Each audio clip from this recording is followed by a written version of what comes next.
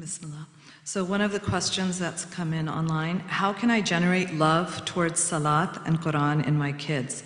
I see other older kids who are regulars at the masjid now rarely coming to the mosque unless forced by their parents. So there's a young man I know who, mashallah, every time I see him, he sits in the front row at Jummah, and every Jamaat prayer that I've ever seen him in, he's right there in the front row. And I was asking him about that, like where does that desire come from, or that habit? And he told me that when he was little, he's older now, he's 19. When he was little, he said his father would give him $1 every time he would go and sit in the front row. And he said, so as a child, he loved collecting those dollars. $5 a day adds up. And he said, but now I just do it out of habit. He knows he's not getting any dollars from anyone for sitting in the front row, but it's become his habit. And he, mashallah, broke it down really beautifully for me, because we were talking about how is the best way to teach the religion and put a love for the religion and the practice of the faith in the next generation. And he told me that he thinks 3 things are very important. He said one is that there needs to be motivation. So he said when he was little, that $1 that he got for sitting in the front row was motivation. But now that he's older, the motivation is talking about akhirah, talking about Allah subhanahu wa ta'ala. But to really make sure that there's some motivation when you're talking to your kids about their ibadah. The second thing he said was role models. He named specific shuyukh who were there in his community who inspired him and who he enjoyed watching while they were praying, and that they were the ones who had a big influence on him on the way he prayed and his desire to pray.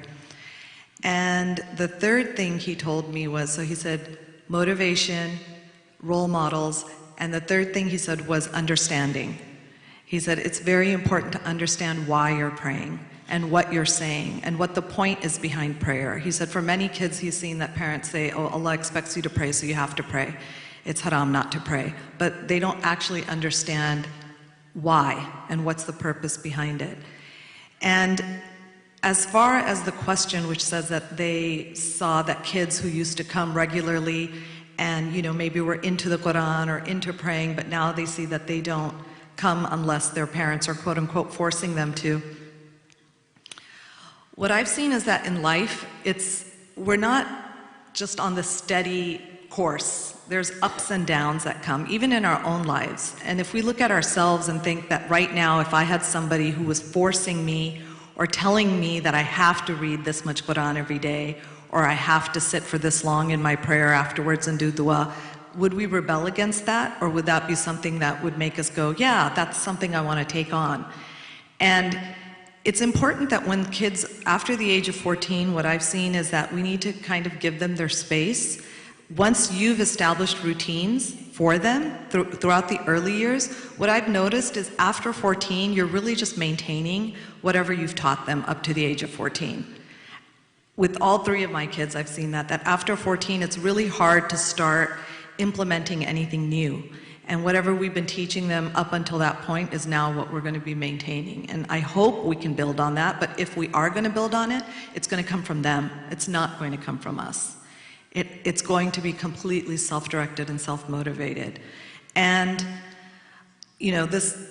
I learned it the hard way. One of my sons, when we gave him a car for his personal use, I told him that you can have the car, we're going to give you the car, but only on the condition that you go to the masjid for Fajr and Isha. So if you go to the masjid for Fajr and Isha, then you can have the car. And he had been going, but it had been hit or miss. It wasn't a regular thing. He'd been going on his own. But all of a sudden, I saw it take a dip. It wasn't, the effect was the opposite of what I had wanted and what I had hoped for. And he actually told me, he said, Mama, up until now, when I was doing it, I was doing it because it was a goal I was trying to achieve for myself. But now that you told me that in order to have the car, I have to go for Fajr and Isha to the masjid, it feels like a chore. And all of a sudden, the desire isn't there the way it was before. And I took it back. I apologized and I said he could have the car, and as long as he's not going anywhere haram in it or doing anything haram in it, God forbid, he's welcome to use the family car. But that was a big lesson for me, that you can't force kids to do anything when they're older. And we're talking to parents of teens right now, so after the age of 14, you have to give them the space to figure it out, and hopefully you've been setting routines and giving them role models throughout their life before.